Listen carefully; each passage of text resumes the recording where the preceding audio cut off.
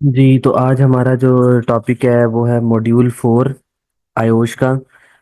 जिसका नाम है अंडरस्टैंडिंग योर रिस्पॉन्सिबिलिटीज। अब इस पूरे चैप्टर के अंदर हम जो है वो तीन मेजर चीज़ें जो है ना उनको डिस्कस करेंगे। तीन हमारे मेन जो है वो की लर्निंग पॉइंट्स हैं। First of all, what does the law require you to do, यानी कानून आपसे क्या चाहता है, यानी एज अ HSC मैनेजर या एज अ ऑर्गेनाइजेशन के रिस्पॉन्सिबल पर्सन, या कोई भी ऑर्गेनाइजेशन जो भी काम कर रही है किसी भी कंट्री के अंदर, किसी भी रीजन के अंदर, तो उस रीजन का या उस कंट्री का लॉ जो है वो उस ऑर्गेनाइजेशन से क्या चाहता है, क्या रिक्वायर करता है। फिर उसके बाद सेकंड क्वेश्चन इसका जो है वो है how does the law work, कानून काम किस तरह से करता है। ऑब्वियसली सी बात है, अगर कानून के मुताबिक हम अपनी ऑर्गेनाइजेशन को चलाना चाहते हैं तो हमें इस चीज़ का आइडिया होना चाहिए कि कानून काम किस तरह से करता है। और नंबर थर्ड पे जो हमारा मेजर पार्ट है इस वाले चैप्टर का, वो है कि what are the key parts of health and safety management system. यानी जाहिर सी बात है कि रूल्स एंड रेगुलेशन को अपनी वर्क प्लेस पे इम्प्लीमेंट करने के लिए हमें किसी ना किसी मैनेजमेंट सिस्टम को फॉलो करना पड़ेगा। वो हम ILO की तरफ से भी बनवा सकते हैं, यानी उनका बनाया हुआ जो मैनेजमेंट सिस्टम है, ILO OS 2001 जिस तरह से है,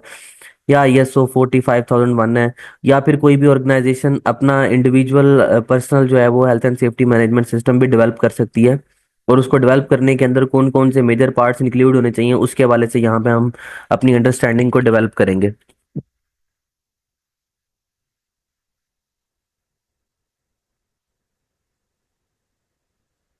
अब इस जगह पे, यानी फर्स्ट ऑफ ऑल हमारा जो पहला क्वेश्चन है वो क्या है कि what does the law require you to do, कि हमारे से कोर्ट जो है या लॉ कानून जो है वो हमसे क्या चाहता है। तो इसके वाले से वो बताता है कि एज अ मैनेजर, यानी मैनेजर के तौर पे, you are now you know you have health and safety responsibilities but what is there to guide you. यानी वो कह रहे हैं कि as a health and safety manager आपको इस चीज़ का पता है कि आपकी सर्टेन जो है वो रिस्पॉन्सिबिलिटीज हैं जिनको आपने वर्क प्लेस के ऊपर जो है वो फुलफिल करना है। लेकिन क्वेश्चन ये पैदा होता है कि अगर सम टाइम्स आपको गाइडलाइंस की या इंस्ट्रक्शंस की जरूरत पड़ती है तो आप कहाँ से गाइड लेंगे, कहाँ से आप जो है वो इंस्ट्रक्शन ले सकते हैं, कौन सी चीज़ ऐसी मौजूद है वहाँ पे जो आपको भी जो है वो हेल्प प्रोवाइड करेगी। तो उस हवाले से वो यहाँ पे कह रहा है कि the law sets the boundaries with in which companies must operate. तो वो ये बता रहा है कि कानून जो है वो हदूद को तय करता है कि जिसके अंदर रह के कंपनी ने काम करना होता है। यानी इन केस अगर किसी HSC मैनेजर को किसी जगह पे कोई कंफ्यूजन है, तो उस हवाले से जो मैनेजर जो है वो यानी कानून से जो है वो हेल्प लेगा। तो कानून जो है वो उस वहां पे मौजूद होगा, उसकी इंस्ट्रक्शंस मौजूद होंगी जो उसको गाइड करेंगी। तो अब इसके बाद वो ये कह रहा है कि the law attempts to be fair by requiring you to be responsible for reasonably foreseeable risk. यानी इसमें वो ये बता रहा है कि अब HSC मैनेजर आपकी क्या रिस्पॉन्सिबिलिटी है कि आपकी वर्क प्लेस के ऊपर भी, वर्क प्लेस के ऊपर जितने भी रीजनेबली फोर्सिएबल रिस्क मौजूद हैं, आपने उनको मिटिगेट करना है, उनके ऊपर कंट्रोल मेजर्स लगाने हैं। अब यहाँ पे इसने एक टर्म यूज की हुई है रीजनेबली फोर्सिएबल की। तो इसका मतलब ये है कि when a reasonable person in a given situation should know that the specific harm might occur as the result of their action. यानी रीजनेबली फोर्सिएबल रिस्क उनको कहा जाता है कि जो आपको, यानी जिनका अंदाजा हो, जो मुतवक्के हो, आपको पता है कि आपके काम के अंदर ये हैजर्ड मौजूद है, ये खतरा मौजूद है। तो उन तमाम के तमाम जो भी रिस्क हैं उनके ऊपर कंट्रोल मैयर लगाना जो है वो बहुत ज्यादा क्या है, इंपॉर्टेंट है। फॉर एग्जांपल, जैसे अब कोई बंदा जो है वो कोई इवेंट है तो उस पे पटाखे लेके आता है, वो फायर वर्क जो है, ठीक है। तो अब आपको पता है कि उससे जो है वो उंगली भी जल सकती है, आग भी लग सकती है। तो ये सारे के सारे क्या हैं, रीजनेबली फोर्सिएबल रिस्क मौजूद हैं उस एक्टिविटी के अंदर। इसी तरह से अगर कोई बंदा रैश ड्राइविंग कर रहा है, अनसेफ ड्राइविंग कर रहा है, व्हीलिंग कर रहा है बाइक के ऊपर, तो अब उसके ऊपर भी जो आप कह लें कि रीजनेबली फोर्सिएबल रिस्क है कि वो गिर सकता है, ठीक है, उसको चोट लग सकती है, इंजरी हो सकती है, इवन दो कि उसकी डेथ भी हो सकती है इन सवेयर केसेस। तो ये सारे के सारे रिस्क जो हैं इनको हम क्या कहते हैं कि ये हैं रीजनेबली फोर्सिएबल, यानी माकूल तौर पर ये आपके काम के अंदर जो है वो खतरात मौजूद हैं। तो इनको कंट्रोल करने की जो रिस्पॉन्सिबिलिटी है वो अल्टीमेट किसकी है, HSC मैनेजर की है। अब जिस तरह ये पिक्चर में भी अगर आप देखें तो ये एक वायर जो है, ये पाथवे जो है, गुजरने वाला रास्ता है, वहां पे ये अनसिक्योर पड़ी हुई है। इससे ट्रिप होके कोई भी पर्सन जो है वो गिर सकता है। तो ये अब रीजनेबली फोर्सिएबल रिस्क मौजूद है। तो ऐसे रिस्क को कंट्रोल करना, इसको मिटिगेट करना, इस पे कंट्रोल मेजर लगाना, इसकी रिस्पॉन्सिबिलिटी जो है वो एचएससी मैनेजर की है। नेक्स्ट वो कहता है कि according to the law employer are not responsible for the issues that can successfully argue as not reasonably foreseeable. यानी कानून आपको ये भी कह रहा है कि अगर कोई ऐसा रिस्क है कि जो फोर्सिएबल नहीं था, जो मुतवक्के नहीं था आपकी वर्क प्लेस के ऊपर, और जिसका आपको आइडिया भी नहीं हुआ, और वो रैंडमली हो गया, तो ऐसे रिस्क के लिए जो है वो लॉ जो है वो आपको जिम्मेदार नहीं ठहराता। ठीक है। अब इसकी एग्जांपल हम ये लेते हैं, फॉर एग्जांपल आप किसी वर्क प्लेस के ऊपर काम कर रहे थे, तो अब यानी उस आपके प्रीमिसेस के अंदर अगर कोई प्रीमिसेस के अंदर कोई आप कह लें कि हादसा पेश आता है, तो आप उसके तो रिस्पॉन्सिबल हैं। लेकिन आपकी जो प्रीमिसेस की बाउंड्री है उसके बाहर अगर कोई हादसा पेश आ रहा है, ठीक है, तो उसके हवाले से आप रिस्पॉन्सिबल नहीं है। और इसी तरह से फॉर एग्जांपल हम देख लेते हैं कि आप कोई काम कर रहे थे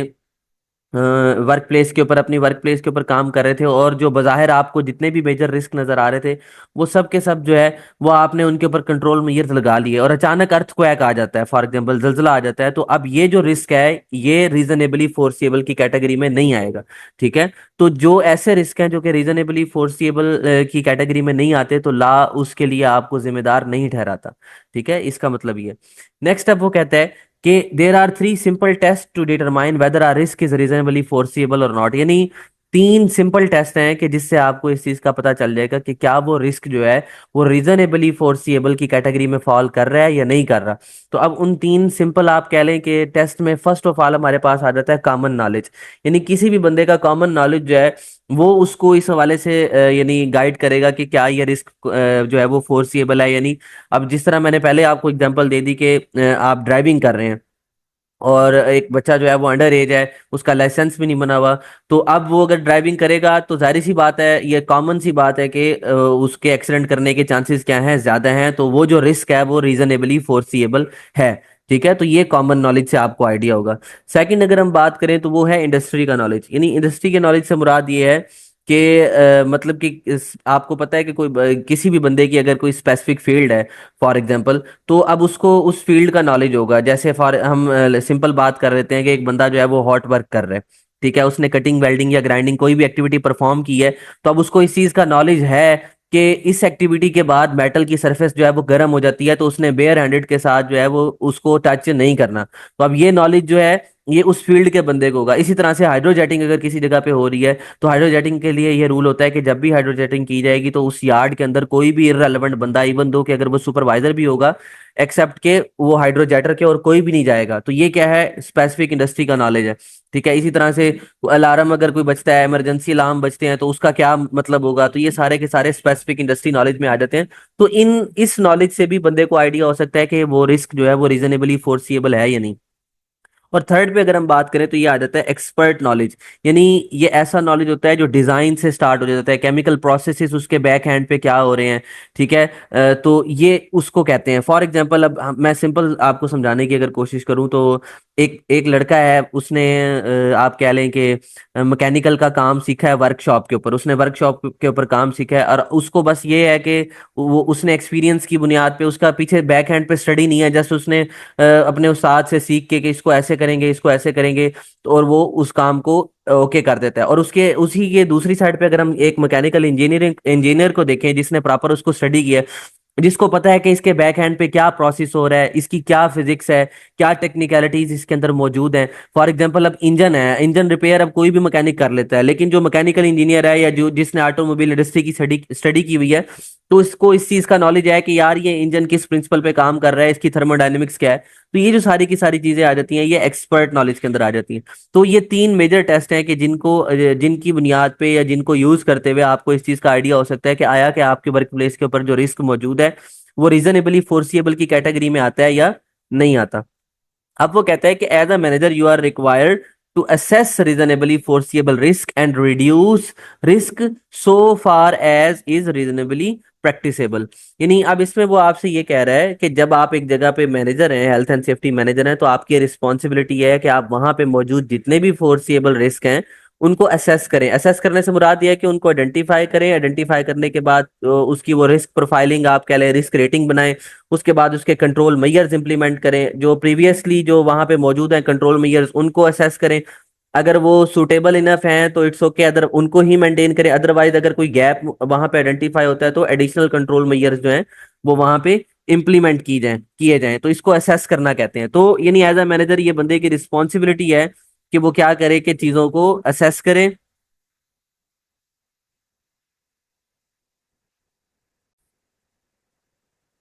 जी, तो हम ये बात कर रहे थे कि as a manager you are required to assess reasonably foreseeable risk, यानी उसने असेस करना है एंड रिड्यूस करना है रिस्क को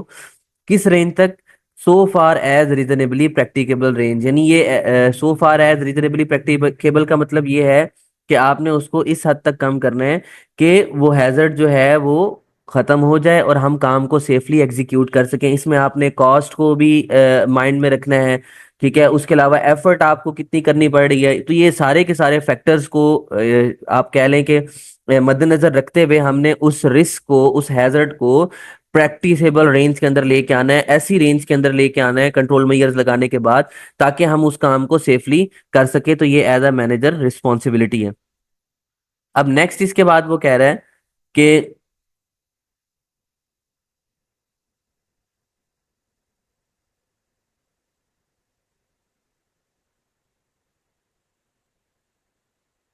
अब वही पिक्चर उसने यहाँ पे हमें दिखा दी है कि अब इस पिक्चर के अंदर ये जो रिस्क था ये रीजनेबली फोर्सेबल था, तो इसने इस केबल को अब साइड पे करना है ताकि ट्रिप ना हो, ताकि जो भी बंदा जो है वो वहां से गुजरे तो उसको उससे नुकसान ना पहुंचे। अब हमारा सेकंड क्वेश्चन आ जाता है कि how does the law work, कि कानून जो है वो काम किस तरह से करता है। जाहिर सी बात है कि जब तक हमें इस चीज़ का नॉलेज नहीं होगा कि कानून काम किस तरह से करता है तो हम अपनी ऑर्गेनाइजेशन को कानून के मुताबिक जो है वो ऑपरेट नहीं कर सकते। तो अब उस हवाले से यहाँ पे अब अगर हम देखें तो ये एक ऑर्गेनाइजेशन है जिसका ये एम्प्लॉयर है और इसको एक नोटिस मिल गया है क्लोज अंडर इन्वेस्टिगेशन का। अब ऑब्वियसली सी बात है, यहाँ कोई हादसा हुआ होगा तो लोकल इन्फोर्समेंट एजेंसीज की तरफ से जो है वो लोकल इन्फोर्समेंट इंस्पेक्टर जो है वो इनको एक नोटिस दे रहा है कि आपकी जो वर्क प्लेस जो है वो अंडर इन्वेस्टिगेशन है और मजीद जब तक के इन्वेस्टिगेशन कंप्लीट नहीं हो जाती तब तक आप इसको ऑपरेट नहीं करेंगे, ये क्लोज रहेगी, ठीक है। तो अब इसके बाद जो प्रोसीडिंग्स होंगी, यानी उसकी आप कह लें कि इन्वेस्टिगेशन की जो प्रोसीडिंग होगी, अगर एम्प्लॉयर के खिलाफ वो की जा रही है तो ये क्रिमिनल कोर्ट के अंदर होगी और इसके ऊपर क्रिमिनल लॉ जो है वो इम्प्लीमेंट होगा। यानी इसमें एक साइड पे जो है वो आपका एम्प्लॉयर होता है और दूसरी साइड पे जो है वो स्टेट होती है, गवर्नमेंट के रिप्रेजेंटेटिव होते हैं या जो लोकल इन्फोर्समेंट एजेंसीज हैं उनके रिप्रेजेंटेटिव होते हैं, और वो एक साइड पे वो होते हैं और वो आपस में, यानी इनके ऊपर कार्रवाई होती है। कार्रवाई होने के बाद फिर उसकी रिजल्ट्स वगैरह देखे जाते हैं इन्वेस्टिगेशन के। तो यानी इस तरह की प्रोसीडिंग्स जो एम्प्लॉयर के खिलाफ की जा रही हैं गवर्नमेंट की तरफ से या लोकल इन्फोर्समेंट एजेंसीज की तरफ से, तो उन प्रोसीडिंग्स को क्रिमिनल कोर्ट में किया जाता है और वो क्रिमिनल लॉ के अंदर जो है ना अंडर उसके फैसले होते हैं। तो अब इसमें जो गाइडलाइंस हैं, यानी क्रिमिनल लॉ के अंदर जो किसी भी ऑर्गेनाइजेशन को यानी फॉलो करनी चाहिए, वो अब उसमें उसने एक ये हमें हैसवा दिया हुआ है कि health and safety at work act 1974। यानी ये एक रूल्स एंड रेगुलेशंस का कह लें आप बुकलेट है कि जिसको यूज करते हुए आप अपनी वर्क प्लेस के ऊपर इंप्लीमेंट करके अपने आप को लोकल इन्फोर्समेंट एक्शन से बचा सकते हैं। इसी तरह से यानी ये वो सारे की सारी रूल्स एंड रेगुलेशन है। इसी तरह से management of health and safety at work regulation 1999 है, ये एक और आप कह लें कि गाइडलाइंस प्रोवाइड की गई हैं इसके अंदर, ताकि आप जो है वो अपनी वर्क प्लेस के ऊपर किसी भी किस्म की इलीगल एक्टिविटी ना परफॉर्म कर सकें और आप कंप्लायंस कर सकें हमारे जो रूल्स एंड रेगुलेशंस हैं उनके साथ। उसके बाद इसी तरह से ये work place health and safety welfare regulation 1992 है, और ये एक इम्पोर्टेंट आपका है the reporting of injuries diseases and dangerous occurrence regulation 1995, जिसको रेडॉर भी कहते हैं। यानी अब ये एक ऐसा एक्ट है कि इसके अंदर ना रिपोर्टिंग के हवाले से गाइड किया जा रहा है कि आपने, अगर आपकी वर्क प्लेस पे कोई इंजरी हो रही है या कोई डिजीज वर्कर्स के अंदर आ रहा है उनके काम से रिलेटेड, या कोई डेंजरस अकरेंस हो रही है, तो उसको आपने रिपोर्ट करना है। तो इसके हवाले से मैं मजीद आपको ये देखें, ये डेंजरस अकरेंसेस के बारे में इसने डिटेल ये दी हुई है कि dangerous occurrences are certain incident with a high potential to cause death और injury, serious injury. Those incident which must be reported are listed in schedule 2 of the reporting of injuries diseases and dangerous occurrences regulation. अब वो कह रहा है कि reporting किन किन को करनी है आपने, कि allow enforcing allows enforcing authorities to learn about what happened and why, यानी जो रिपोर्टिंग होती है उसका फायदा क्या होता है, कि आप क्यों रिपोर्टिंग करते हो आप, तो उसका फायदा ये होता है कि जो भी इन्फोर्समेंट अथॉरिटीज होती हैं उनको इस चीज का मौका मिलता है कि वो इस चीज को आइडेंटिफाई करें कि वहां हुआ क्या है और क्यों हुआ है। और इसी तरह से help regulators and businesses prevent accidents, और फिर ये मदद करता है कि बाकी लोगों की भी, कि दोबारा से वो हादसे ना हो सके। ठीक है, तो इसको हम डेंजरस अकरेंस कहते हैं, यानी ऐसा वाकया, ऐसा हादसा कि जिसके नतीजे में मौत भी हो सकती थी या बहुत ही ज्यादा शदीद आप कह लें कि इंजरी हो सकती थी, उसको रिपोर्ट करना जरूरी होता है। ठीक है, तो इसको हम क्या कहते हैं, डेंजरस अकरेंस कहते हैं। तो नेक्स्ट हम मूव करते हैं इसमें। अब वो कहता है कि the statutes are put in place by parliament in an attempt to stop accidents and injury before they happen. यानी अब सिविल लॉ के अंदर, जो सिविल लॉ में फॉर एग्जांपल कोई भी आप वहां पे एक स्टेटमेंट देते हैं, तो पार्लियामेंट के बंदे जो हैं वो उसको सब के सब उसको एक्सेप्ट करते हैं और फिर वो एक रूल बन जाता होता है। ठीक है, ये सिविल लॉ इस तरह से बनता होता है कि पार्लियामेंट के अंदर, किसी भी कंट्री की पार्लियामेंट में उस क्लॉज को पेश किया जाता है, और जब हर एक बंदा उससे जो है वो मुत्तफिक होता है, तो फिर उसके बाद उसको एक रूल बना दिया जाता है, लॉ का हिस्सा बना दिया जाता है। तो वो कहते हैं कि ये क्यों किया जाता है, ताकि हम हादसात को नुकसान पहुंचाने से पहले रोक सकें। यानी is an attempt to stop accident and injury before they happen, यानी उनको होने से पहले क्या किया जा सके, रोका जा सके। तो अब वो कहता है कि in criminal law the state must prove it's case beyond reasonable doubt. अब यहाँ पे वो ये कह रहा है कि जब भी कोई क्रिमिनल लॉ के अंदर, क्रिमिनल कोर्ट के अंदर, अंडर क्रिमिनल लॉ प्रोसीडिंग होती है किसी भी एम्प्लॉयर के खिलाफ, तो उसके अंदर स्टेट की ये रिस्पॉन्सिबिलिटी होती है कि वो बियॉन्ड रीजनेबल डाउट्स जो है वो अपने एम्प्लॉयर के खिलाफ जो है वो प्रोसीड करे। यानी इसका मतलब ये होता है कि बियॉन्ड रीजनेबल डाउट का मतलब ये है कि evidence presented by prosecution must be convincing that there is no reasonable doubt in the mind of the person that committed the crime। यानी रीजनेबल डाउट से मुराद आप ये ले सकते हैं कि जो एम्प्लॉयर है उसके ज़हन में किसी भी किस्म का शक नहीं होना चाहिए, और उसको ये चीज़ क्लियर करनी है कि ये आपकी गलती की वजह से ये हादसा पेश आया है, और इसीलिए आप ही इसके जिम्मेदार हैं और आपके खिलाफ कानूनी कार्रवाई की जाएगी। तो इसमें स्टेट का टारगेट ये होता है कि वो ये चीज़ प्रूव करे और एम्प्लॉयर के ज़हन में ये बात आए कि यार वाकई ही मेरी गलती की वजह से ये हादसा पेश आया है और मैंने इसको करेक्ट करना है। ठीक है, तो इसको कहते होते हैं बियॉन्ड रीजनेबल डाउट्स, यानी तमाम के तमाम जो शक शुबात मौजूद हैं एम्प्लॉयर के जहन के अंदर, तो उसको खत्म करके इस चीज के ऊपर एम्फोसाइज करते हैं कि ये जो भी हादसा हुआ है ये उसी की नेग्लिजेंस की वजह से हुआ है। ठीक है, तो अब इसके बाद वो कहता है कि जो लाइकली आउटकम्स होती हैं इस तरह के क्रिमिनल केसेस के अंदर, एम्प्लॉयर के खिलाफ जो यानी आउटकम्स आ रही हैं, फैसला जो जज देता होता है उसमें मोस्टली इम्प्रिजनमेंट आ जाती है, जेल जाना पड़ सकता है, जुर्माना हो जाता होता है, या फिर रिमीडियल ऑर्डर होता है। ठीक है, अब रिमीडियल ऑर्डर से मुराद आप यहाँ पे क्या ले सकते हैं, कि रिमीडियल ऑर्डर के अंदर ये होता है कि आपको कानून की तरफ से एक सख्त फैसला दे दिया जाएगा कि आप काम नहीं कर सकते, या फिर कोई स्पेसिफिक एक्टिविटी जो है वो आपने परफॉर्म नहीं करनी, यानी आपके ऊपर वो परमानेंट बैन किया जा सकता है। ठीक है, और या फिर ये हो सकता है कि कानून आपसे ये तकाजा करे, कानून आपसे ये रिक्वायर करे कि आप अपनी रिपोर्ट, जो एक्सीडेंट रिपोर्ट है उसको पब्लिश करें, ताकि जो है सब लोगों को पता चल सके कि आपकी नेग्लिजेंस की वजह से ये हादसा वर्क प्लेस के ऊपर पेश आया है। ठीक है, और फिर उसके साथ आप बताएं भी सही कि हमने नेक्स्ट अब प्रिकॉशनरी मेजर्स जो हैं वो कौन कौन से लिए हैं, तो इसको हम रेमीडियल ऑर्डर की कैटेगरी के अंदर फॉल करता है ये। ठीक है, तो इससे आपका रेमीडियल ऑर्डर वाला कॉन्सेप्ट भी क्लियर हो गया होगा। तो ये इसकी क्या है, पॉसिबल आउटकम्स होती हैं इस तरह के केसेस में। अब इस पिक्चर में अगर आप देखें तो अब ये विक्टिम है जिस बंदे के साथ हादसा पेश आया, तो ये डिसेबल हो चुका है और व्हील चेयर के ऊपर है, और ये बड़े ही जो है ना वो एग्रेसिव वे में एम्प्लॉयर की तरफ देख रहा है। तो अब इससे हमें ये पता चल रहा है कि जो यानी मुतासरा अफराद हैं, या जो उस हादसे से मुतासर शख्स होता है, वो अपने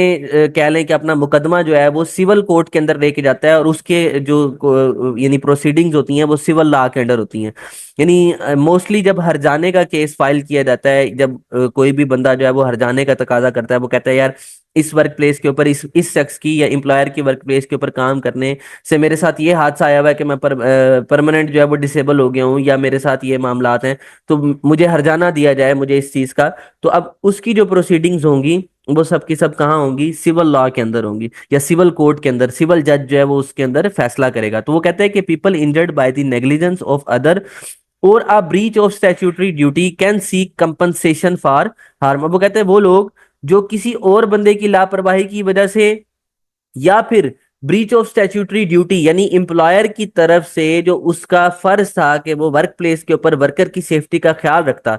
तो उस वो ना करने के नतीजे में अगर उस बंदे के साथ हादसा हो रहा है या किसी और वर्कर की लापरवाही की वजह से उस बंदे के साथ हादसा हुआ है, तो वो हर जाने के लिए जो है वो क्लेम कर सकता है कोर्ट में। ठीक है, तो इसमें ये बताया इन्होंने। तो अब वो ये बता रहे हैं कि to be successful the claimant must show that, अब वो बंदा जो हरजाने का केस कर रहा है, जो हरजाना क्लेम कर रहा है, जो कंपनसेशन क्लेम कर रहा है, तो उसने क्लेमेंट जो है उसने उस अपने आप को यानी सक्सेसफुल करने के लिए, हरजाना वसूल करने के लिए, उसके लिए ये जरूरी है कि वो ये तीन चीजें प्रूव करे वहां पे। वो ये कहे कि the defendant owed the claimant a duty of care, यानी जो डिफेंडेंट था तो उसकी जिम्मेदारी ये थी कि वो क्या करे कि क्लेमेंट की ड्यूटी ऑफ केयर जो है यानी उसकी हिफाजत का ख्याल करे। The defendant owed that claimant a duty of care, यानी जो जो क्लेम करने वाला है, जो हर्जाने का यानी केस कर रहा है, वो ये साबित करे कि जो डिफेंडेंट था, यानी डिफेंडेंट यहाँ पे कौन है, एम्प्लॉयर है जो अपने आप को बचाएगा, यानी तो उसका उसकी ये जिम्मेदारी थी कि वो अपनी ड्यूटी ऑफ केयर को पूरा करता और वर्कर की सेफ्टी का ख्याल रखता, जबकि ऐसा नहीं हुआ। और सेकंड पॉइंट में वो यही बता रहा है कि the duty of care was breached, और वो ये साबित करेगा कि उसने अपनी जिम्मेदारी पूरी नहीं की, और the injury was caused by the breach of the duty of care, और ये जो चोट भी लगी है उस शख्स को, वो भी इसी वजह से लगी है कि एम्प्लॉयर ने अपनी रिस्पॉन्सिबिलिटी को पूरा नहीं किया। तो ये तीन चीजें जो हैं वो इनको आप कह लें कि इन पे एम्फसाइज करेगा और इनको प्रूव करेगा, तभी जाके वो एक सक्सेसफुल क्लेमेंट बनेगा और उसको हर्जाना जो है वो मिल सकता है। इसी तरह से अब वो कहता है कि if the employer played a part in the injury the claim may be reduce due to the contributory negligence. अब वो कहता है कि ये भी, अब देखें इस पिक्चर में आप देखें तो ये जो आप कह लें कि कंपनसेशन जो बंदा क्लेम कर रहा था, अब इससे भी क्वेश्चनिंग हो रही है, ये भी विटनेस बॉक्स के अंदर आप कह लें कि आ गया है, और इससे भी पूछा जा रहा है। वो इस सिचुएशन में होता है कि अगर किसी वर्कर का भी हाथ हो उस हादसे के अंदर, अब फॉर एग्जांपल एम्प्लॉयर जो है उसने पीपीज, उसकी जिम्मेदारी थी कि वो वर्कर को पीपीज भी प्रोवाइड करता और उनकी कंटिन्यूअस सुपरविजन भी करता, इस चीज को मेक श्योर करने के लिए कि वर्कर्स ने जो है वो काम के दौरान पीपीज पहनी भी हुई है या नहीं। लेकिन जो एम्प्लॉयर है उसने पीपीज तो प्रोवाइड कर दी लेकिन सुपरविजन नहीं दी। अब वर्कर ने सुपरविजन ना होने की वजह से कह लो और अपनी नेग्लिजेंस की वजह से पीपीज ना पहनी और उसको उसके साथ ये हादसा पेश आया, तो इस सिचुएशन में अब कुछ परसेंट तक वर्कर का भी जो है वो जो कंपनसेशन क्लेम कर रहा है उसका भी हाथ है उस हादसे के अंदर। तो अब ये जो सीन होगा इससे उसका क्लेम कम हो जाएगा, कम स्ट्रोंग रहेगा, और इसको हम कंट्रीब्यूटरी नेग्लिजेंस का नाम देंगे, यानी दोनों बंदों की तरफ से लापरवाही के नतीजे में ये हादसा पेश आया, इसमें हम ये बात करते हैं। ठीक है, तब वो नेक्स्ट वो ये कह रहा है कि how if other employees cause the injury the employer may still be ultimately responsible due to the vicarious liability. अब वो ये कह रहा है कि अगर फॉर एग्जाम्पल किसी और वर्कर के साथ भी ये हादसा पेश आता है या उनकी वजह से भी उस बंदे के साथ ये हादसा पेश आया, यदि एम्प्लॉयर की वजह से नहीं आया, किसी और वर्कर की ने कोई मिस्टेक की और उसके वजह से इस वर्कर के साथ हादसा पेश आया, तो अब इसकी भी जो अल्टीमेट या विकेरियस लाइबिलिटी है, जो रिस्पॉन्सिबिलिटी आ रही है, वो एम्प्लॉयर पे ही आ रही है कि उसी की वर्क प्लेस पे किसी और वर्कर की गलती की वजह से दूसरे वर्कर के साथ हादसा पेश आया, तो अल्टीमेट रिस्पॉन्सिबल कौन होगा, एम्प्लॉयर ही होगा, क्योंकि उसने सुपरविजन प्रोवाइड नहीं की और चीजों को जो है वो आप कह लें कि सुपरवाइज नहीं किया। अब नेक्स्ट वो ये कह रहा है कि in civil law the claimant must provide its case on the balance of probabilities, यानी इसमें अब उसने ये बताया है कि जिस तरह हमने सिविल उसमें क्रिमिनल लॉ में हमने ये देखा था कि बियॉन्ड हम कहते थे कि रीजनेबल डाउट्स उसमें प्रोसीडिंग होती है, जबकि इसके अंदर क्या हो रही है, on the balance of probabilities बात हो रही है, यानी जो आपका कह लें कि क्लेमेंट है उसने ये चीजें जब तक वो प्रूव नहीं कर देता और एम्प्लॉयर भी अपने आप को डिफेंड करेगा, तो दोनों चीजों को मद्देनजर रखते हुए जज जो है वो फैसला देगा। तो इसलिए क्लेमेंट जब तक ये चीज प्रूव नहीं कर देता कि मेरी मेरी गलती नहीं थी और एम्प्लॉयर की गलती की वजह से यह हादसा पेश आया, तो तब तक जो है उसका क्लेम जो है वो स्ट्रांग नहीं होता। तो ये उसने प्रूव करना जरूरी है उसके लिए। अब इसी तरह नेक्स्ट वो कह रहे हैं कि a decision made by a judge is a precedent which means that the verdict of this case will apply to the similar future cases। यानी इसमें वो ये भी बता रहा है कि जब जज जो भी फैसला करेगा तो इसको एज अ रेफरेंस वो सेव कर लेंगे, और नेक्स्ट टाइम अगर सेम सिनेरियो पेश आता है तो उसमें वही फैसले को जो है वो एज अ वर्डिक्ट यूज करते हुए उसको वहां पे यानी हवाले के तौर पे यूज करके उसको फ्यूचर के केसेस में भी इम्प्लीमेंट कर सकते हैं वो। ठीक है, तो अब नेक्स्ट वो एक हमारे पास अब ये कुछ एक छोटी सी एक्टिविटी है, इसमें हमारे पास अभी क्विज होगा सिंपल सा। तो उसमें हमने कैटेगराइज करना है कि क्रिमिनल कौन सा आप कह लें कि उस कैटेगरी में आ रहा है, और सिविल कैटेगरी में कौन सी स्टेटमेंट आती है। अब अगर हम नंबर 1 की बात करें तो कहता है कि who does the court case focus on, यानी अक्यूज पार्टी के ऊपर कौन फोकस करता है और इंजर्ड पार्टी के अंदर ऊपर कौन फोकस करता है। तो इसमें अब अक्यूज पार्टी जो है वो क्रिमिनल में आएगी, और इंजर्ड पार्टी यानी जिसको चोट लगी है वो सिविल लॉ के अंदर उसके हवाले से प्रोसीडिंग होगी। नेक्स्ट वो कहते हैं कि what are the main source of this type of law, यानी कॉमन लॉ प्रोसीजर्स कहाँ होते हैं और स्टैट्यूट लॉ कहाँ बनाया जाता है। तो स्टैट्यूट लॉ जो है वो क्रिमिनल लॉ के अंदर आता है, और कॉमन लॉ प्रेसिडेंट्स जो है वो किसके अंदर आती है, सिविल लॉ के अंदर आती है। इसी तरह से who make this kind of law, जज कौन सा कानून बनाते हैं, और पार्लियामेंट, तो पार्लियामेंट हमेशा क्रिमिनल लॉ बनाती है और जज जो है वो सिविल लॉ बनाते हैं। Who initiate legal proceeding, legal proceeding को स्टार्ट कौन करेगा हादसे के बाद, एचएससी और लोकल अथॉरिटी जो है वो क्रिमिनल में करेगी, और एनीवन जिस बंदे के साथ हादसा पेश आया वो सिविल कोर्ट के अंदर या सिविल लॉ की प्रोसीडिंग को स्टार्ट कर सकता है। What is the most likely outcome of this case, यानी कंपनसेशन पे आउट्स कहाँ किए जाते हैं और इम्प्रिजनमेंट फाइन या रिमीडियल ऑर्डर्स कहाँ किए जाते हैं। तो कंपनसेशन जो है वो सिविल में की जाती है पे आउट, और क्रिमिनल लॉ के अंदर इम्प्रिजनमेंट फाइन या फिर रिमीडियल ऑर्डर्स होते हैं। Who is responsible for proving the case, यानी बर्डन ऑफ प्रूफ किस पे आता है, स्टेट पे कब आता है, क्लेमेंट में कब आता है। क्रिमिनल लॉ का जो है वो स्टेट पे आता होता है, और सिविल लॉ का किस पे आ रहा होता है, वो क्लेमेंट के ऊपर आ रहा होता है। यानी केस लड़ना किसने है, साबित किसने करना है, प्रूफ किसने प्रोवाइड करने हैं, ये इसमें बताया। अब what is the standard of proof required, on the balance of probabilities कहाँ बात की जाती है, और रीजनेबल बियॉन्ड रीजनेबल डाउट्स जो है वो कहाँ। तो अब इसमें बियॉन्ड रीजनेबल डाउट जो है वो क्रिमिनल लॉ है, और on the balance of probabilities civil law है। Normally how soon must legal action start, यानी लीगल एक्शन जो है वो कितनी जल्दी स्टार्ट होता है, 3 साल का टाइम पीरियड किसके लिए चाहिए, और 6 मंथ का। तो जो क्रिमिनल लॉ की प्रोसीडिंग होती है वो जल्दी होती है, और जो सिविल लॉ होता है वो थोड़ा देर टाइम लेता है, यानी वो। तो 6 मंथ इसमें आ रहा है फॉर दी समरी ऑफेंसेस, और 3 years for discovery of harm civil के अंदर आ गया। अब वो कहते हैं कि but are the main part of the law apply, अब हैसवा 1974 कहाँ अप्लाई होता है और ड्यूटी ऑफ केयर कहाँ होता है। तो हैसवा 1974 क्रिमिनल के अंदर है, और ड्यूटी ऑफ केयर जो है वो सिविल के अंदर आ गया। तो अब इसके बाद हमें नेक्स्ट वो बता रहा है कि help with interpreting and applying the law can be found in the form of, यानी जो आपको मदद चाहिए कानून को समझने के लिए और फैसला वगैरह करने के लिए, तो वो आपको कहाँ से मिलेगी, उसके लिए बुक्स बनी हुई हैं, अप्रूव कोड्स ऑफ प्रैक्टिसेस हैं, जिनको रीड करके आप इस चीज के हवाले से गाइडलाइंस ले सकते हैं। फिर गाइडेंस डॉक्यूमेंट्स होते हैं, डिफरेंट रिसर्च पेपर्स हैं, रिसर्च जर्नल्स हैं जो ओवरऑल वर्ल्ड वाइड पब्लिश होते हैं, आप उनको स्टडी कर सकते हैं एज अ रेफरेंस। या फिर इंडस्ट्री स्पेसिफिक गाइडेंस है, यानी जो स्पेसिफिक कोई गाइडलाइन जो उस इंडस्ट्री के रेलेवेंट है, जैसे ऑयल एंड गैस इंडस्ट्री है, कंस्ट्रक्शन की कोई काम हो रहा है किसी जगह पे, या आपकी कोई प्लास्टिक फैक्ट्री है, कोई आपकी फ्लोर मिल रहा है, कोई कॉटन मिल रहा है, तो ये सारे की सारी इंडस्ट्री स्पेसिफिक चीजें हैं। तो उस हवाले से भी आपको गाइडलाइंस जो है वो मिलेंगी, तो इनको फॉलो करके आप चीजों को असेस भी कर सकते हैं और इनको यूज भी कर सकते हैं, यहाँ से आप गाइडेंस आपको मिलेगी।